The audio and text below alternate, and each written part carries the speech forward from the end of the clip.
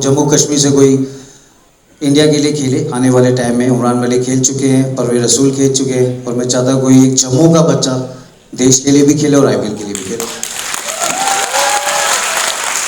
हम इंशाअल्लाह ही कह सकते हैं जम्मू का बच्चा खेले, प्रतिनिधित्व करे, और उसके लिए आपने जैसा कि ठीक तरह से याद भी किया, इरफान पठान ने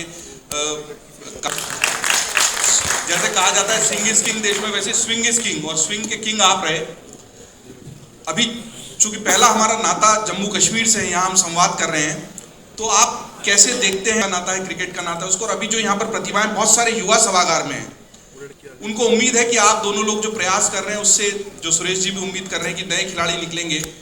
सबसे पहले तो बहुत बहुत शुक्रिया मुझे सुरेश रायना को यहाँ पे इस बड़े मंच पे बुला के हमारा आदर सम्मान करने का और तालियों के साथ इतना प्यार देने के लिए, तो बहुत बहुत शुक्रिया। और दूसरी बात ये कि जो काम हमने किया, सुरेश यहाँ पे आके बहुत कुछ करना चाहते थे और उन्होंने हमें भी साइन किया और एक प्रोत्साहन देने की पूरी कोशिश की। और जब मैं 2 साल यहाँ पे काम किया था जम्मू कश्मीर क्रिकेट एसोसिएशन के साथ, हमने लगभग 60,000 बच्चों को क्रिकेट खिलाया था, 60,000। और उसके बाद हमारी तब उम्मीद यही थी कि जो जम्मू कश्मीर के जो लगभग 24 डिस्ट्रिक्ट बन जाते हैं, लेह लद्दाख को अगर मिला दें, तो उसमें जितने भी छोटे छोटे डिस्ट्रिक्ट आते हैं वहाँ पे सबको क्रिकेट खेलने का मौका मिले। ये हमारी उम्मीद थी जब हम एसोसिएशन के साथ जुड़े हुए थे।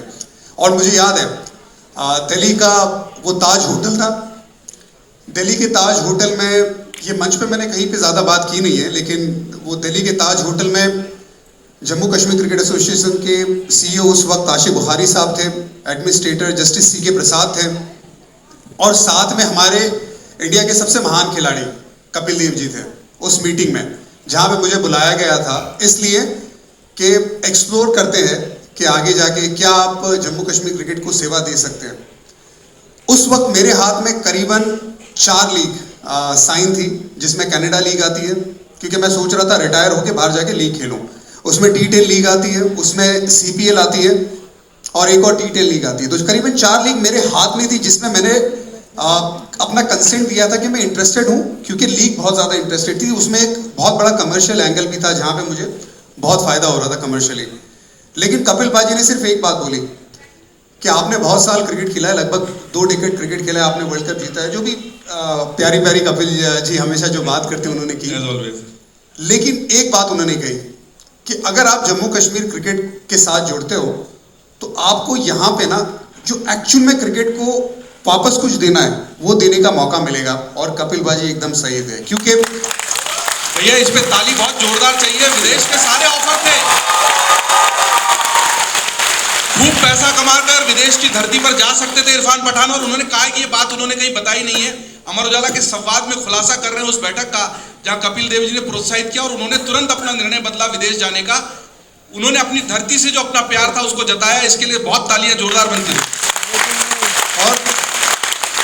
और यकीन मानिए मैं 2 डिकेड से ज़्यादा क्रिकेट खेला हूँ। मैं सुरेश रायना जो मेरा बड़ा अजीज दोस्त है, उसके साथ मैं लगभग 2000 से मैंने क्रिकेट खेला है, लगभग 1000 के करीब मैंने विकेट्स निकाली है। प्रोफेशनल करियर में 5000 से ज़्यादा रन बनाए। लेकिन ये जो 2 साल मैंने काम किया था जम्मू कश्मीर क्रिकेट के साथ मिलके, वो मेरी ज़िंदगी के सबसे सुनहरे पल थे। क्या बात। आपकी पहली टेस्ट हैट्रिक भी कौन भूल सकता है, टेस्ट हैट्रिक लेने में। बहुत अच्छी बातें हुई, जम्मू कश्मीर से आपका जुड़ाव, और अब तो आपके प्रति जो मोहब्बत है जम्मू कश्मीर